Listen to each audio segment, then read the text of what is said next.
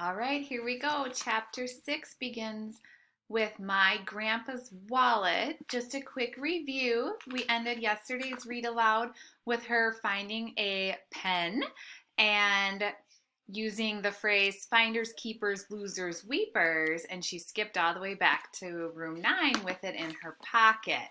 Let's see what happens now that she has the pen. I kept my pen in my pocket the whole rest of the day. I didn't want people to see it, or else they might tattletale to Mrs., and she would make me take it to the lost and found. I behaved myself very good, because I didn't want to attract attention, that's why. I kept my hand in my pocket so my pen wouldn't fall out. Also, I kept on thinking about my mittens, because I still missed those furry guys. I put my head down on my table. Maybe my Grandpa Miller might buy me some more fuzzy mittens, I whispered, because that would be a perfect solution, I think. I raised up my head. Hey, yeah, then I would have wonderful new mittens plus a wonderful new pen. And so what more could a girl ask for? That's what I'd like to know. I sat up in my chair and tapped on Lucille. Guess what, Lucille? Maybe my Grandpa Frank Miller might buy me some new mittens and then all my troubles will be over. Lucille said, whoop-de-doo, for me. I know it is whoop-de-doo, I said, real thrilled. I am so thank you for your support. After school, me and my bestest friend named Grace rode the bus together. I run home from my corner like a speedy bullet. My Grandpa Frank Miller was babysitting my brother named Oli. Grandpa Frank Miller, we gotta go to the mitten store. We gotta go to the mitten store, I hollered real loud. Grandpa Frank Miller was in the living room rocking Oli. He looked funny at me. Go where? He asked. To the mitten store. We gotta go to the mitten store. I pulled out his hand. Get up, let's get a wiggle on it. Grandpa Miller looked confused at me. That's how come I had to sit down, and I told him what happened at school. Someone stole my mittens, I said. They stole them while I was being Brownie, and I didn't even know there were crooks at that place. Grandpa Frank Miller shook his head very sad. I guess you can find crooks almost anywhere, honey, he said. I know it, I told him. That's how come I'm never going to see those furry guys again, and so you and me have to go to the mitten store. I felt in his back pocket. Then I danced around real thrilled. Hooray, I shouted. Hooray for your big fat wallet, 'cause you got cash in there, right, Grandpa? Right? Grandpa Frank Miller laughed.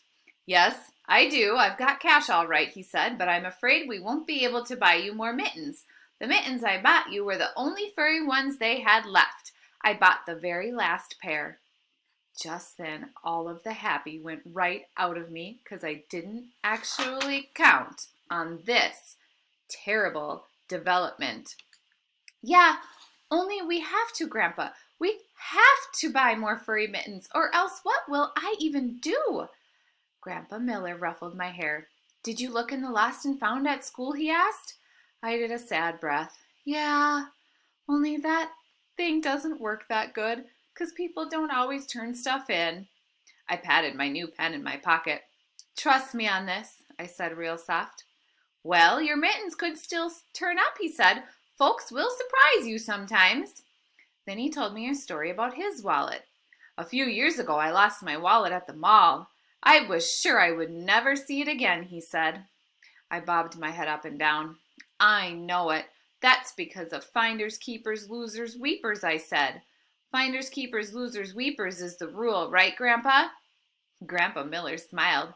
Well, it might be the rule for some people, he said, but luckily it's not the rule for everyone, because the very next day when I went out to get my mail, there it was. My wallet was sitting smack in the middle of my mailbox, and not one single penny was missing. His eyes looked happy and sparkly. Can you imagine that, little girl, he asked. Someone had the chance to take everything in my wallet, but instead they drove all the way to my house and they put it in my mailbox. Just then he reached back in his back pocket and pulled out his wallet. Look what I would have lost if they had not returned it, he said. He took a picture out of his wallet and he handed it to me. It's you and a baby, I said. But that's not just any baby, he said. That's you, Junie B. That's a picture of the very first time I ever held you. He took the picture back and stared at it. Nicest thing a stranger ever did for me, bringing this picture back, he whispered real soft. Then he leaned over again and he kissed me on the head. I wonder what Junie B is still going to do with that pen in her pocket. Her grandpa just taught her a pretty good lesson about the importance of returning something that doesn't belong to you. I wonder what she'll do.